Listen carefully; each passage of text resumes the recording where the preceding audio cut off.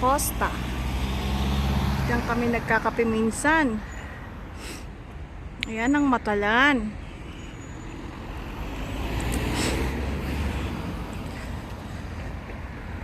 Isa ito sa mga shopping center sa Newton Abbey.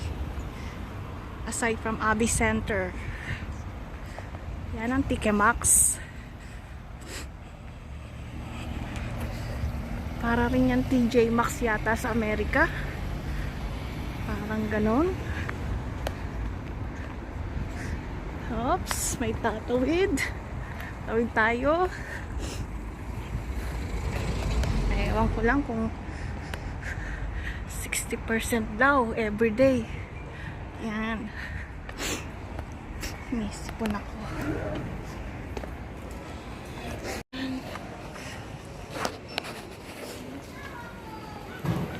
Pasok tayo sa loob.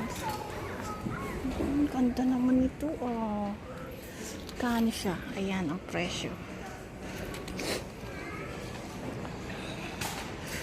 Dito lahat dito. Variety dito. It's loads of variety. Yan.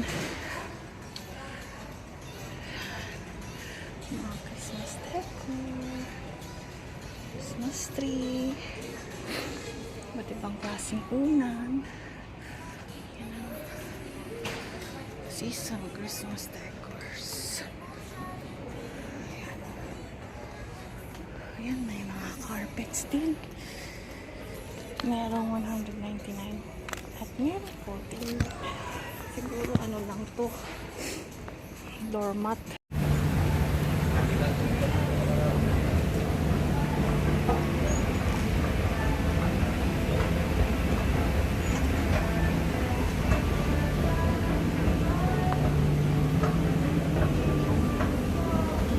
Ano bang tingnan?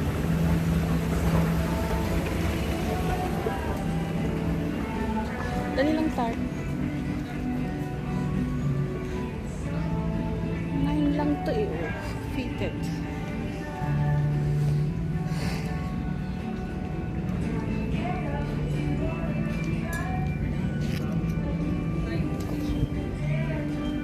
Mahal? Ah, sorry. Naririnig ka dito, tart?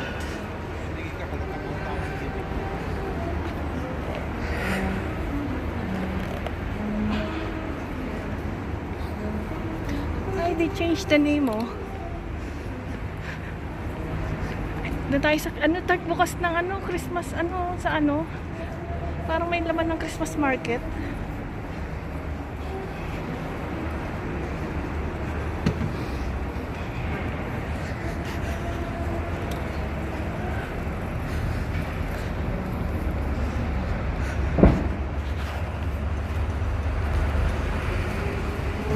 Mas maganda to sa gabi dito.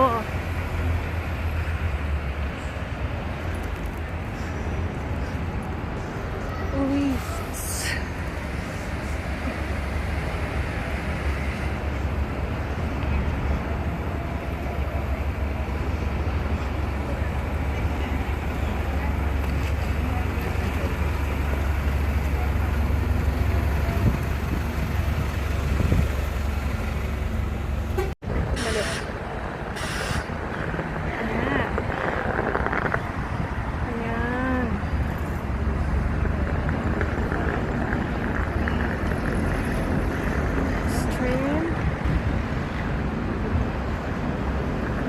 Diyan namin nilalagay, diyan nila nilalagay ang Christmas market sa loob tabi ng City Hall.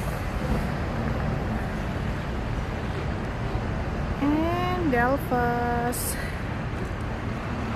Hello, Happy Christmas Belfast. Pwede ba pumasok? Ayan, oh, ayan, cut kids to. Ano tayo?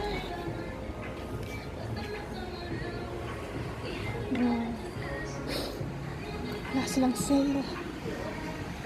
Minsan nagsisale sila.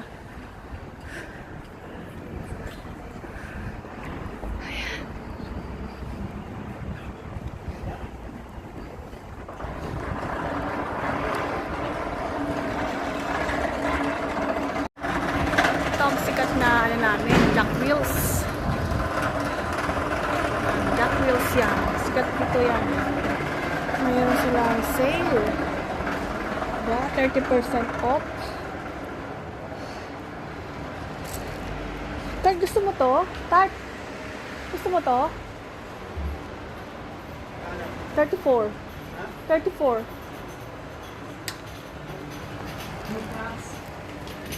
Gusto mo yan? 25 na lang pala sale, oh. Pang biyahe mo doon. Para hindi ka nadadala ng bag. Wallet mo, passport natin.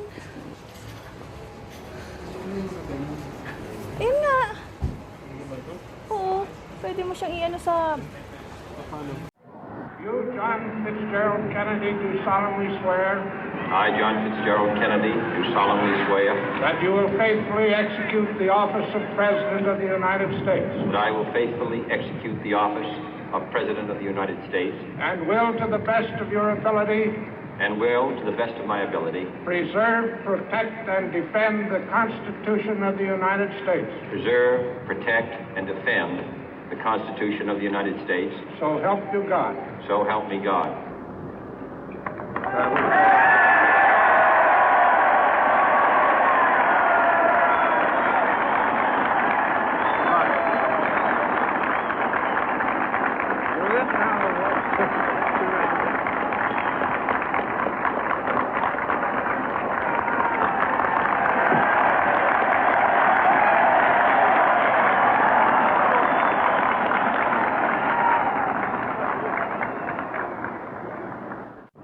Vice President Johnson, Mr. Speaker, Mr. Chief Justice, President Eisenhower, Vice President Nixon, President Truman, Reverend clergy, fellow citizens.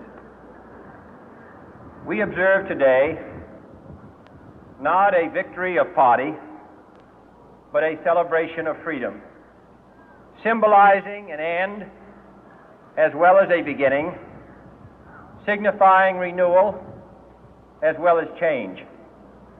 For I have sworn before you and Almighty God the same solemn oath our forebears prescribed nearly a century and 3/4 ago. The world is very different now, for man holds in his mortal hands the power to abolish all forms of human poverty and all forms of human life. And yet the same revolutionary beliefs for which our forebears fought are still at issue around the globe.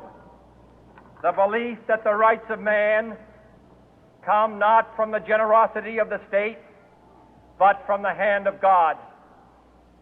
We dare not forget today that we are the heirs of that first revolution. Let the word go forth from this time and place to friend and foe alike that the torch has been passed to a new generation of Americans born in this century, tempered by war, disciplined by a hard and bitter peace, proud of our ancient heritage, and unwilling to witness or permit the slow undoing of those human rights to which this nation has always been committed and to which we are committed today at home and around the world.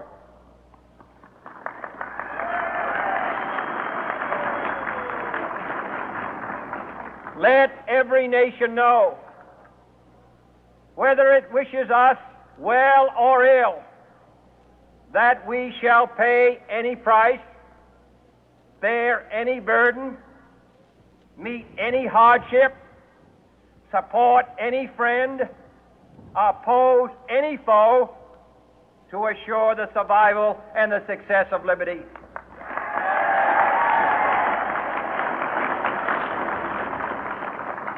This much we pledge and more. To those old allies whose cultural and spiritual origins we share, we pledge the loyalty of faithful friends.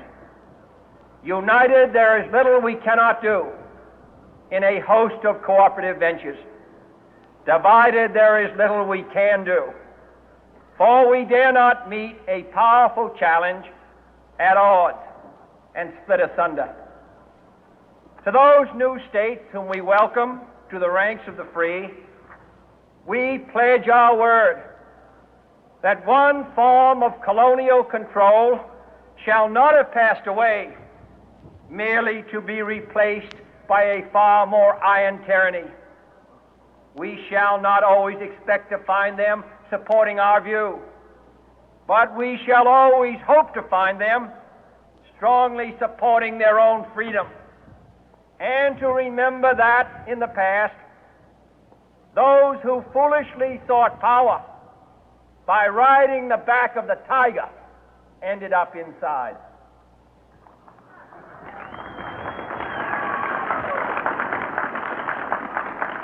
To those people in the huts and villages of half the globe struggling to break the bonds of mass misery, we pledge our best efforts to help them help themselves for whatever period is required, not because the communists may be doing it, not because we seek their votes, but because it is right. If a free society cannot help the many who are poor, it cannot save the few who are rich.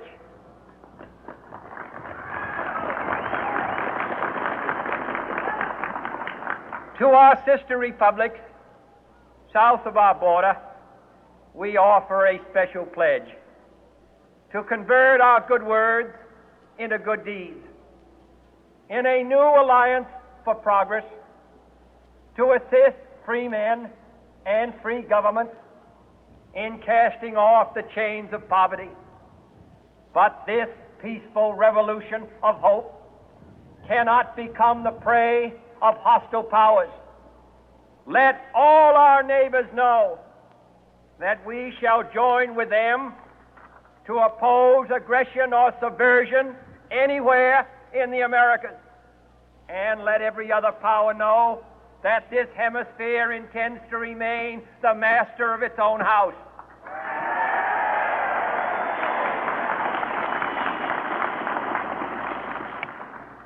To that World Assembly of Sovereign States, the United Nations, our last best hope, in an age where the instruments of war have far outpaced the instruments of peace, we renew our pledge of support to prevent it from becoming merely a forum for invective, to strengthen its shield of the new and the weak, and to enlarge the area in which its writ may run.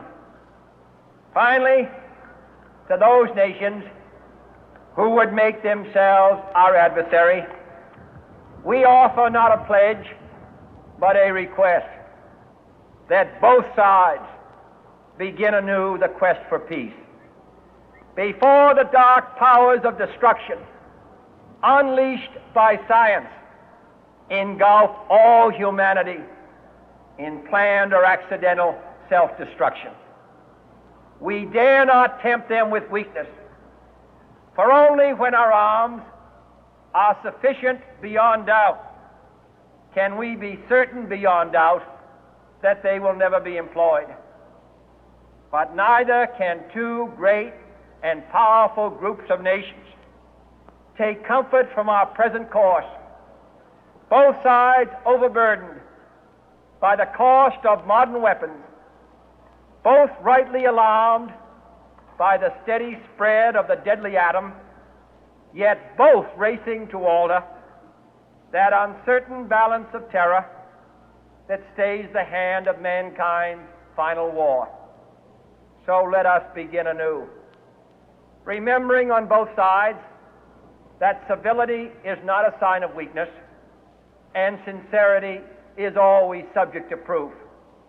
Let us never negotiate out of fear, but let us never fear to negotiate.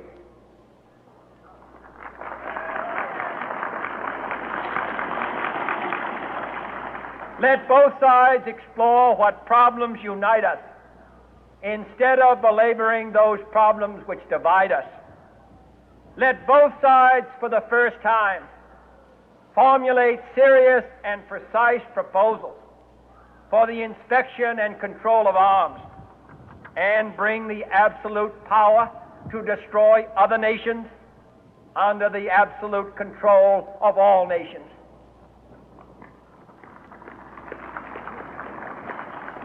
Let both sides seek to invoke the wonders of science instead of its terrors. Together, let us explore the stars, conquer the deserts, eradicate disease, tap the ocean depths, and encourage the arts and commerce. Let both sides unite to heed in all corners of the earth the command of Isaiah to undo the heavy burden and let the oppressed go free.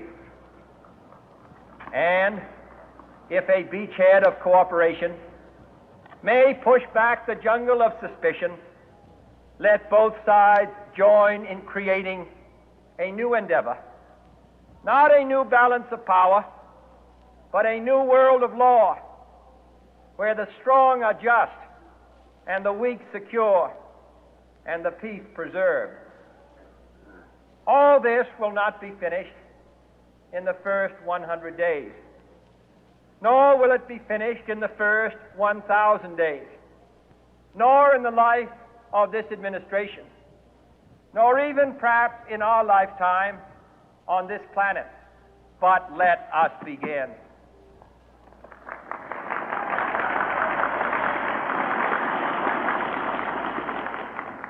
In your hands, my fellow citizens, more than mine, will rest the final success or failure of our course.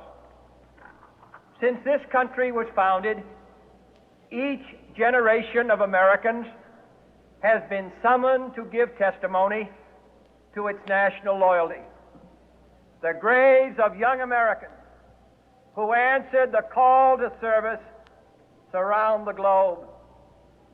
Now the trumpet summons us again, not as a call to bear arms, though arms we need, not as a call to battle, though in battle we are, but a call to bear the burden of a long twilight struggle, year in and year out, rejoicing in hope, patient in tribulation, a struggle against the common enemies of man, tyranny, poverty, disease, and war itself.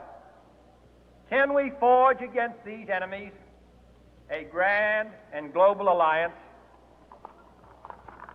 north and south, east and west, that can assure a more fruitful life for all mankind? Will you join in that historic effort?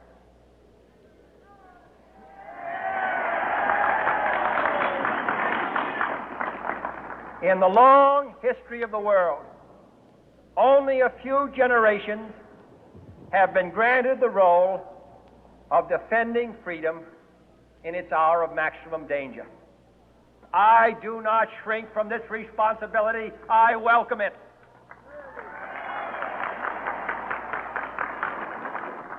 I do not believe that any of us would exchange places with any other people or any other generation.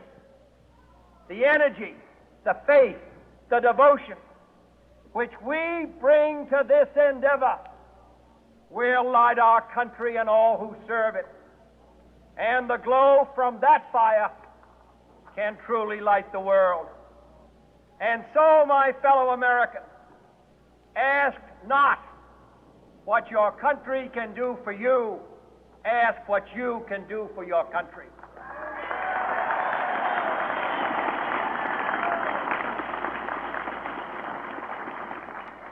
My fellow citizens of the world, ask not what America will do for you, but what together we can do for the freedom of man.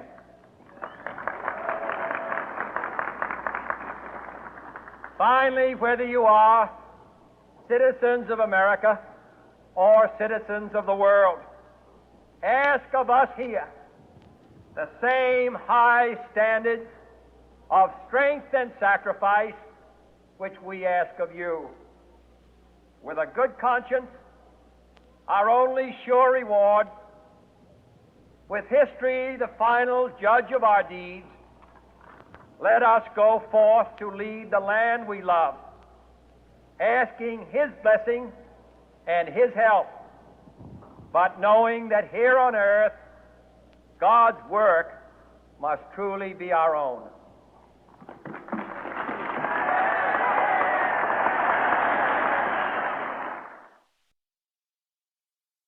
Old Saints yan.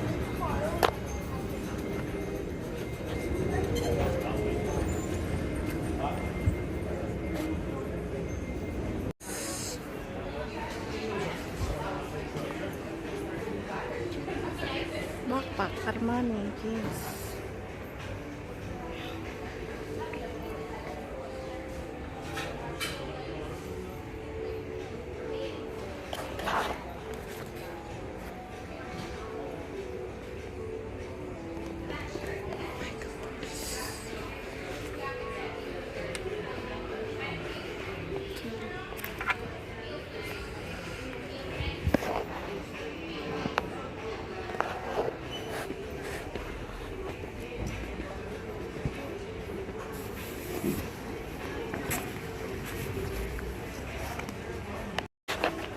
Hindi ko nakukuhanan. Champion.